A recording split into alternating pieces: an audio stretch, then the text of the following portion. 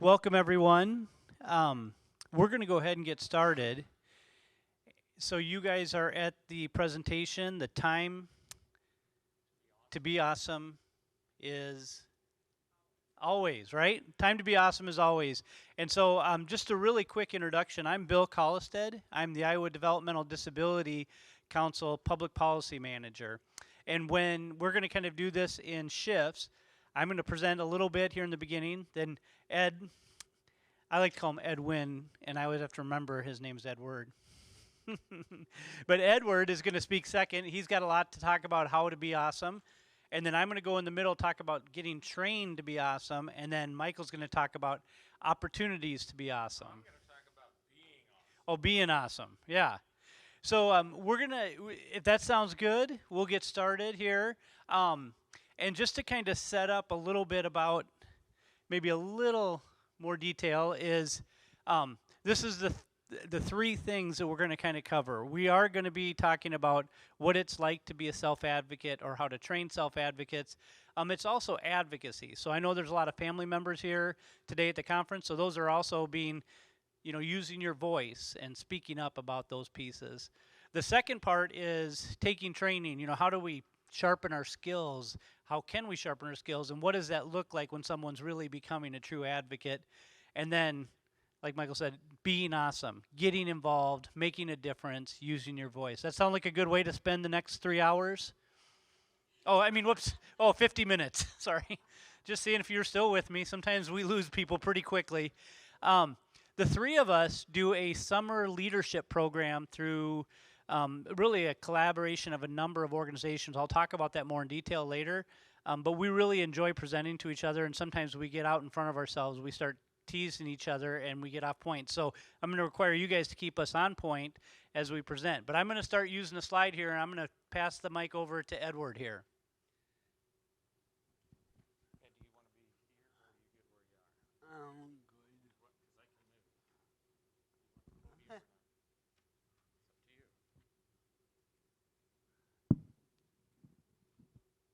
Do you have any opening remarks, Edward, about being a self-advocate? And we'll go into your slide. Are you ready for your next slide? Yeah, good. Done this. Next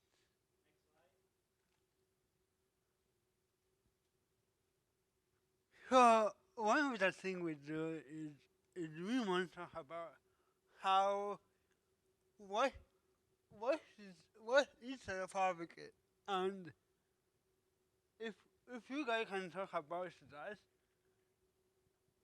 what is self-advocate to each one of you guys? Would you willing to share with us? So what does it mean for you guys to be a self-advocate? Speak up for yourself. Pick up for yourself. Yeah, and again, this is the way to tell your story. This is the way to tell you who you are, as the other team talks about. And so we are just talking about what does this mean for you guys to learn to advocate for yourself. In this case, yeah, set up a goal is a good way to be a good self-advocate and to choose your advocates to understand the world.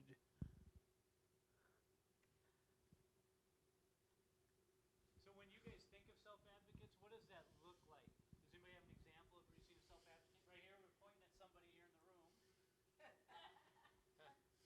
Why, why, why do you think, or why are you a good self-advocate? Do you want me to answer the question Yeah, and then let's hear. her? When you observe her, why do you think she's a good self-advocate? Okay. And I want to hear what she thinks first. The ranks are. Okay. When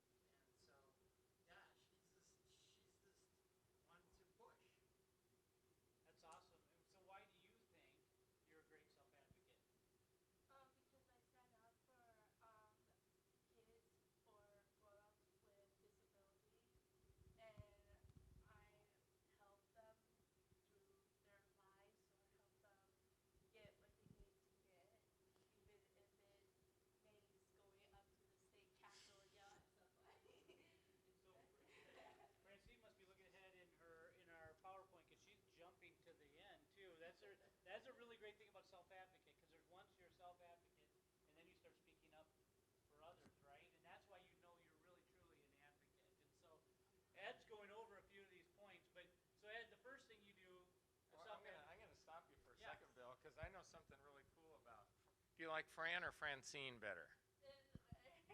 So, I believe that you were on our planning committee this year, right? Yes, I was. So, isn't that awesome that she spoke up for herself, and now you spoke, because I was on those meetings, and you were giving opinions at every meeting, and that, with all of us old people. And I was really impressed. I thought that was so cool. So anyway, sorry. Yeah, no, thank you, Michael. So, Ed, so the first thing, self-advocate,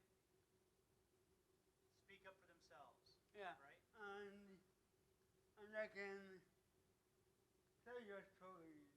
Like we are gonna share tell some people stories here, which have become advocates along the way. And one of the things that's why it is very important to be a self-advocate is to help yourself. Teach others about advocating for yourself and encourage others. Try things out first before you ask for help. It is very important that you give it all you have before you quit or before you give it to another person to help you out. So that's something that I think is the most important piece about advocating for yourself is you are your own voice. Yeah. Nobody else is you that's the voice. You are your own advocate. And once you get into the advocacy for advocating for others, then that means you are moving beyond yourself to move to actually advocate for other people. And that's the voice, a powerful message, and a powerful voice you have. So, Ed, one of the things you say up there is to really start thinking about. So you say set some goals. You're speaking up for yourself, and then you say what works and what doesn't work. Can you give us an example of advocacy that didn't work for you? I'm going to put him on the spot here a little bit. Did you have an example where you made a mistake, or it's something that really worked for you? You can give either one.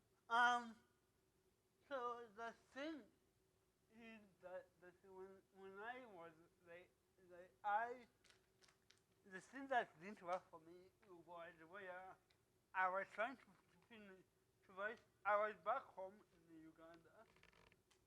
That's why when I was 8 or 9, around that age, and I was trying to finish up my work, but that was difficult for me because I was stressed not to write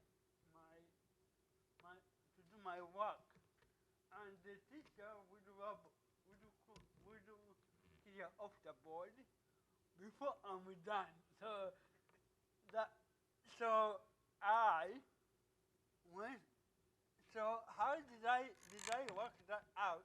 I I went out. I walked out of the classroom, and I went where more people can see me that I'm demonstrating. I'm I'm I'm calling on someone, some teachers to support me know that this is what I need. And so they were able to support me in that and they gave me a lot of different ideas on after that they came back and started with me and we actually went through the work I was missing. And that's the first time I ever advocated for myself by walking out of the classroom to teach that someone can see me and can make that happen. So that was the difficult time for me to do that. One thing. So Ed and I've done a few presentations together. One thing I've heard him say many times is, "I need to let them know what I need." Self-advocacy is it's okay, Francie, it's okay, right? It's okay to share that message. What's important to me? These are the things that I need. And this is, whether this is advocacy or it's relationship 101, I think it's a really friend that you really care about, or if you're in a relationship, you have to be able to express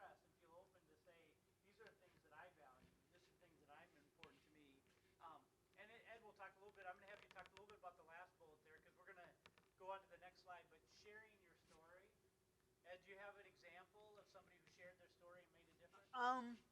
So I'm gonna share someone's story, and why is that important to us to listen to? Um, One of the students I worked with this year, she was quiet. She was very quiet. She was, and we don't know what to do with her mic. And so we spoke about it like but if I knew what she able to do in that situation, she was able to tell us her story about about her experience and being able to see that and being able to realize that even though you are quiet, you still have a different, you still can contribute to your voice to the matter. That is what it gave me looking into that. That yes, this person was quiet, but she has a lot to offer. Well, one thing about, I don't know if you were going to talk about the bill, but this young woman, she's about, Francine, I think she's about your age, and she goes to a program in Iowa City called UI Reach, and it's a program for students who aren't going to go to college necessarily, at least right out of high school, but they learn independent living skills, and she really likes that program a lot. And she found out that there was a bill in the Iowa legislature that said they were trying to get scholarships for the people that are going to go to programs like that. And I just sent her the information about the bill. Actually, it was the information came from the DD Council, the agency that Bill works for. I found it, and I said, Ben, try this, look at this bill. And so she started writing letters to her legislators, and they, not just because of her, but I think that bill, I don't know, Bill, do you know if that passed? Yeah, it moved forward. Yep.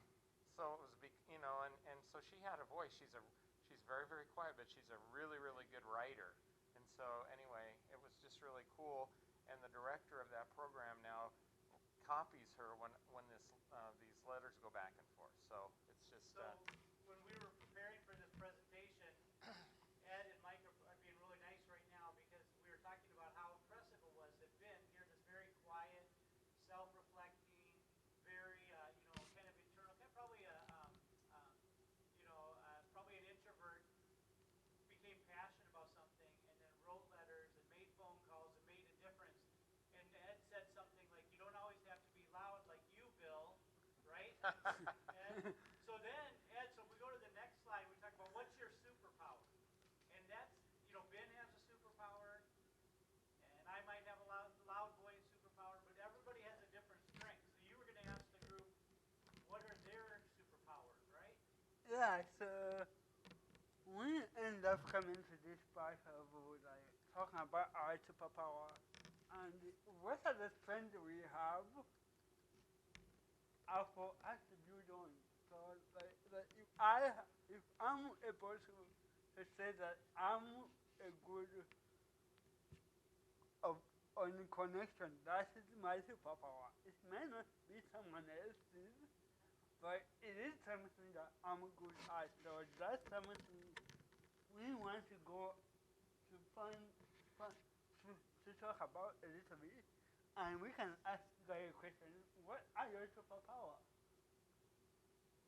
Anybody want to share their superpower? I see some superpower people here. I seem to be one where I listen a lot to people, take it in. I've had so many friends where they'll call me when they're like, just depressed or whatever. They need someone to talk to. And so, but in saying that though, I've learned having anxiety and depression and all that, I have to be careful on how involved I get or how much time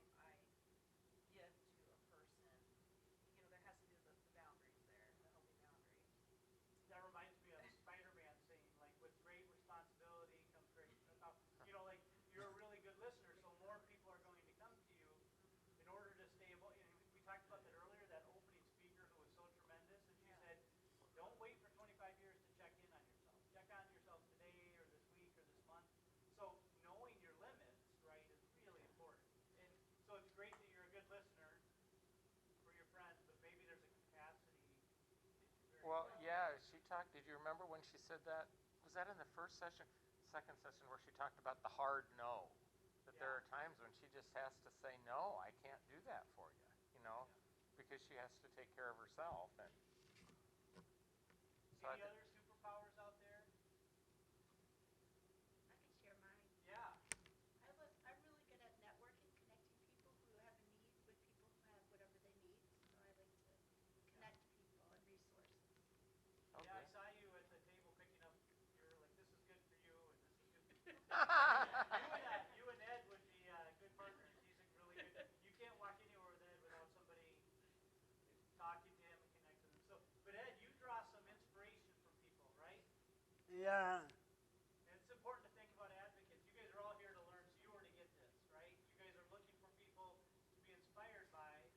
A lot of people who are presenting have been inspired by other advocates. But Ed, you want to talk a little bit about your hero? These are the few of my heroes. Some of them were younger than I thought, but I felt like I still have about why are they my hero. Fighting for education, I think I thought that was my biggest one. Because when I was in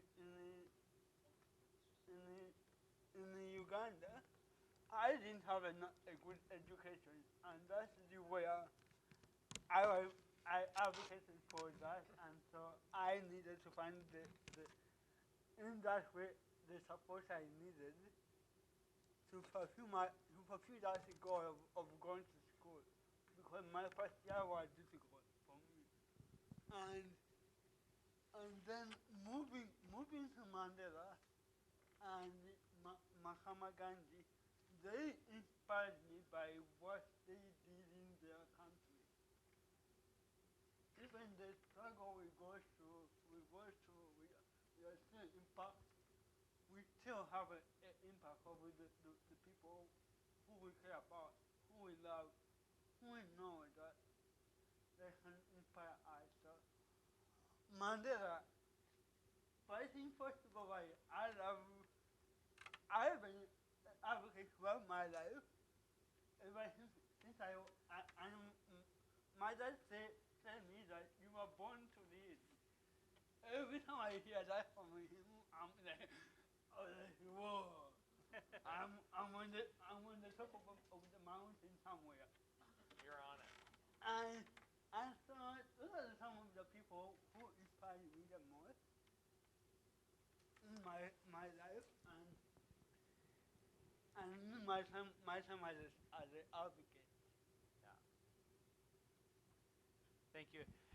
Ed is a deep thinker. He's we like to tease a lot, and then Ed will just give me some really kind of thoughtful inspiration, something he's read or somebody that he's listened to, or he'll send it. So we were talking at lunch, and I go, Ed, we're a lot alike because we were joking about something. He goes, no, I'm more serious.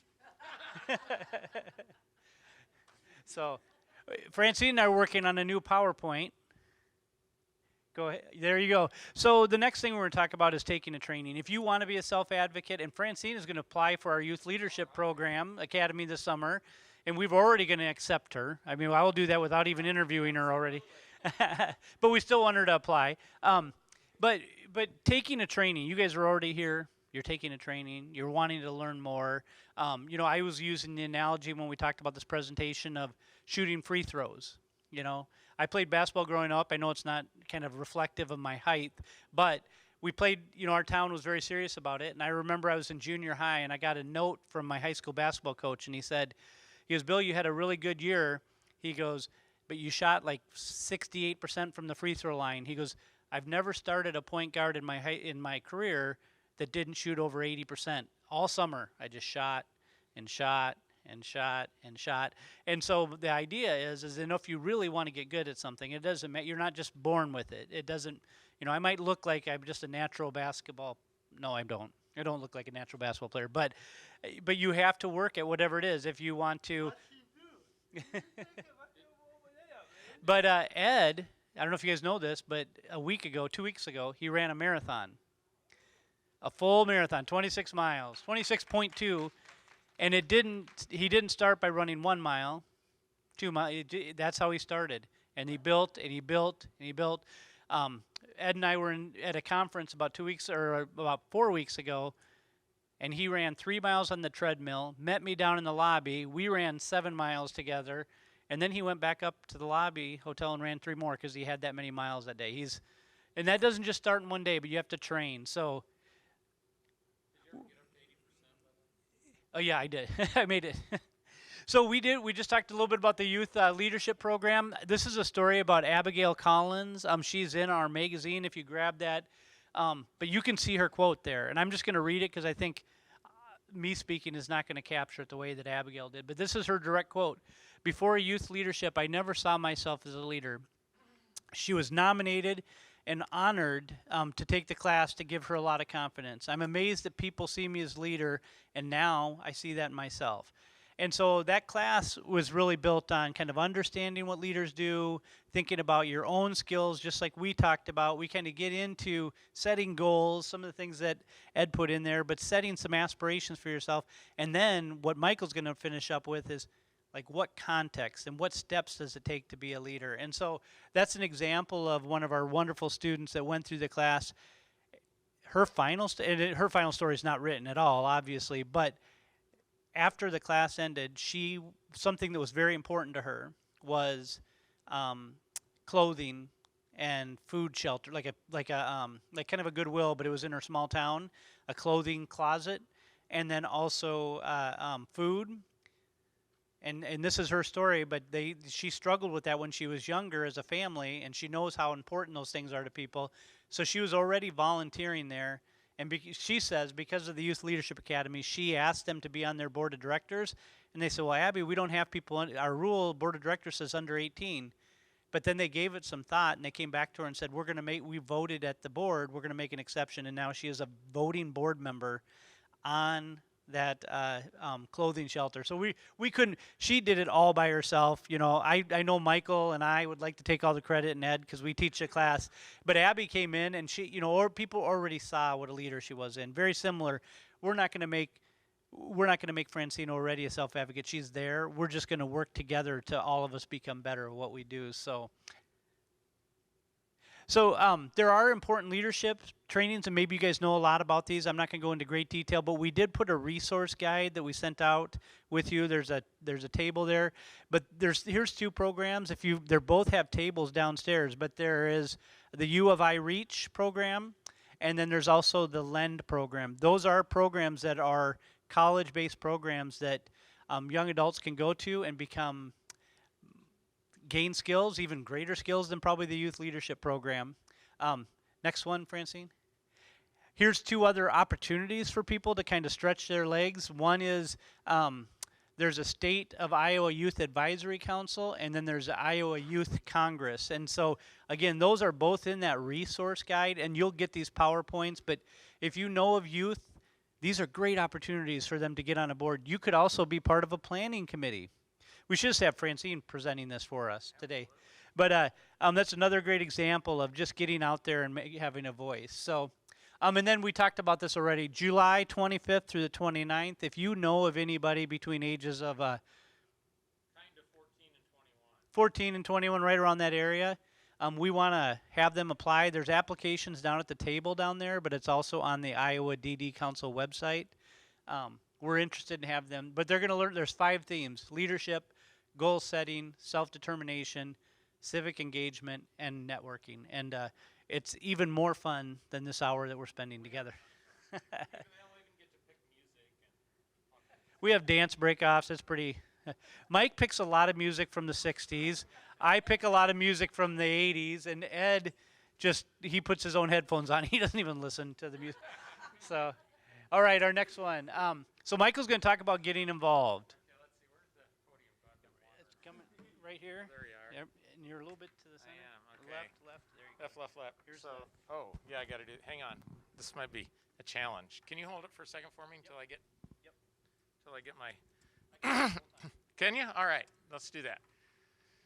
So why do y'all think it's important to get involved in self-advocacy?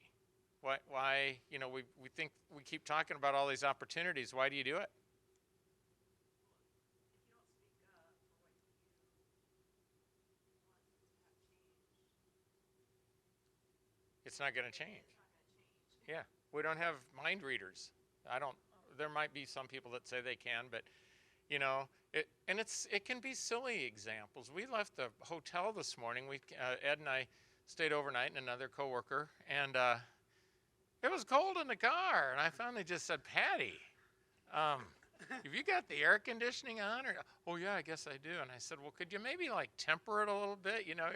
But that's self-advocacy. So, you know, it doesn't have to be any big, I mean, you kind of work your way up, but you're right. If you don't say what you want, nobody's going to know. Some other side benefits is you'll meet some cool people that want the same things that you do, especially as you get involved. Like with the Youth Leadership Academy, we found out that a lot of people are kind of into a lot of the same issues. And another thing is that if you you can have all the training in the world, but if you don't get out and do something with it, your voice isn't going to be heard. So we're gonna. It's the next slide, right, where it starts at the DD Council. Yeah. So there are. Is it, awesome. So we're not. I did want to talk about, and Bill, if you want to expand on this. So the DD Council. We've talked a lot about it, and they're a great partner for us. I work for a program called, and Ed and I both work for the University Center for Excellence in Developmental Disabilities. So we work a lot with the DD Council. One of the things you can do is become a member of the DD Council, which I'm open to do, actually, so I can hassle Bill even more than I already do. But but one of the things, is Brady's picture on there? We'll go back one more, sorry. Okay. So this is our friend Brady. I actually got to know Brady when he was still living in a facility. He was living at Glenwood Resource Center, and he called me. And he said, well, man, I'm ready to move, but I need some help, and the person that's supposed to help me move isn't contacting me. So anyway, I got to know him. He ended up becoming involved in a program that helps for people with disabilities that are thinking about moving out of these large facilities, get confidence. He's a member of that. Brooke, the director of the DD Council, heard him at a speech, suggested he get on the council, and now he's going to be chair. He won an award called the Peterson Self-Advocacy Award. It was the very first one. It was named after a longtime self-advocate from Iowa who just recently passed away. And now Brady is going the next step, and he's recruiting other people and trying to get other people to win that award. So, you know, it's all about speaking up. Really quick, so Mia Peterson, and if you guys may know that name before, but she's been a long self-advocate for children that have Down syndrome, and she actually had Down syndrome, but she sadly passed away over about 2 years ago. But prior to that, she was actually on the national board for Down syndrome, Yep. and really had done some national advocacy, but she was also a very talented writer. She moved away from Iowa to Cincinnati, I think it was, Sir. and wrote for an Advocate magazine. And so it just kind of one of those things that just kind of continued to, so she really set a high bar, and Brady is following that. He's going to be our chair of the Developmental Disability Council next summer. Really inspirational, made those connections. We talked about networking earlier. That's a big part of it. So Absolutely. are you at your next slide? So, yep. So there are just tons of ways to get in. Is this the list of? Yep. Okay. Yeah, so Ask Resource Center. So we've talked, you all know about the Ask Resource Center. We talked about Francine getting involved in the planning committee for this conference. The Ask has a statewide youth advisory council that I'm sure, I don't know that much about how that works, but Karen, in the handout, the resource handout that Bill talked about, we've got that listed. We've got the DD Council and the ways that people can get involved with that. There's several. The program that Ed and I work for, we have a community advisory council. In fact, that's how Ed got connected with us. And it meets twice a year. And we're always looking for new members, especially people with disabilities and families, because we're not just talking to people with disabilities here. This is important stuff for families too. And then we are a part of a group called the Heartland Self-Advocacy Resource Network. It's 4-state region, and we are going to start having quarterly webinars, and we're going to have a big conference in 2023 in the state of Kansas somewhere. We don't know where. The first conference was in in Missouri in 2019, and a lot of Iowans went to that. So, and again, that'll be on our on that resource handout, or you can always get a hold of one of the three of us. There also is you said our program is doing the Iowa National Summer Transportation Institute, and that's for students in grades 7 through 9. So if anybody knows somebody in that age range, again, get in touch with us. They're still taking applications for that.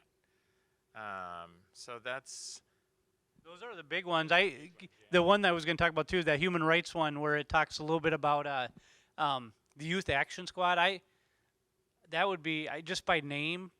That's something I'd like to be involved in. But go back one more, or go forward.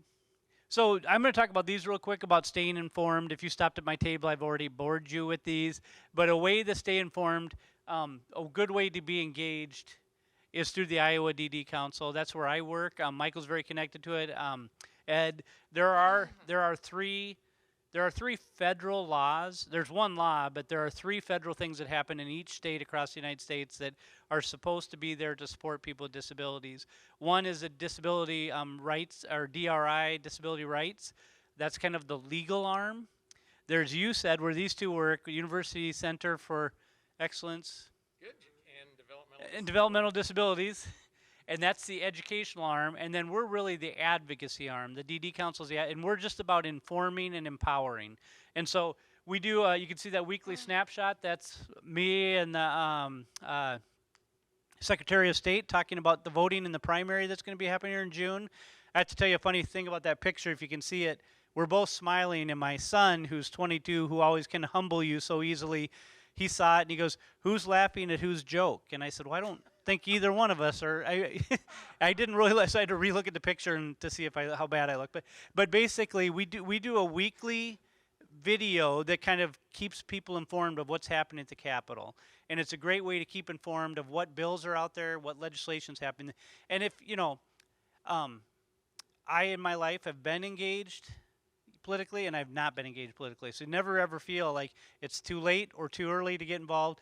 But we do really try to point out what laws are occurring up at the Capitol and how to get engaged. And so that story about Ben, she read one of our newsletters and then started making a contact. And so all of our resources it's supposed to make it real easy for any self-advocate, for Francine to get in there and say, well, who's my legislator? And then she finds it, and it will be right there, and she can click on it, and she can read the bill. And we work to make sure the bills are summarized in a way, instead of looking at all the legalese, we try to summarize it in a way that's, that I can understand it and kind of make through that piece of it. The other part is that's the Infonet. We also have that newsletter that comes out. So it's a great way to stay informed and be connected. And that, I was just going to say about, yeah, that's it. Oh, the summary slide. yeah. But I was going to say about the Infonet and those resources, they do, and I'm not just saying this because we're standing up here, but they really do an excellent job of putting the language.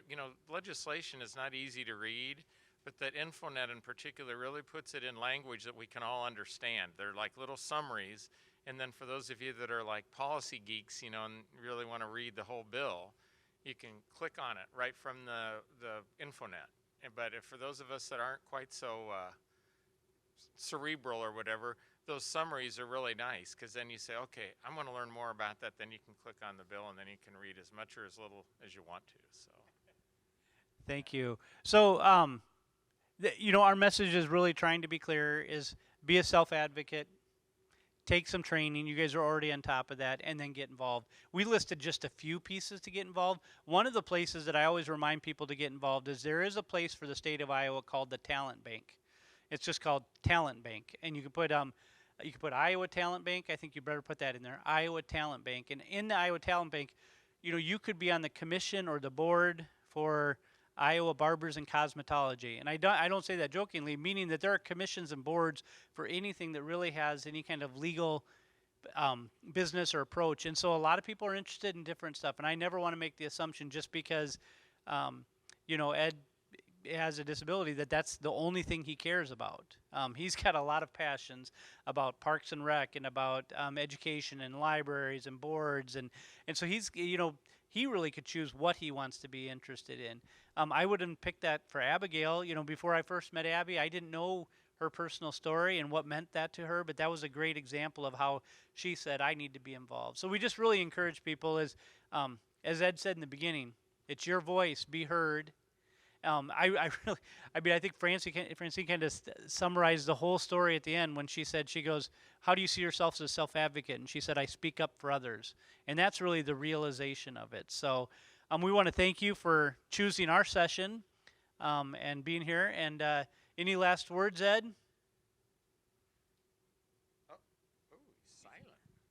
Are you pondering? I hear the wheels grinding.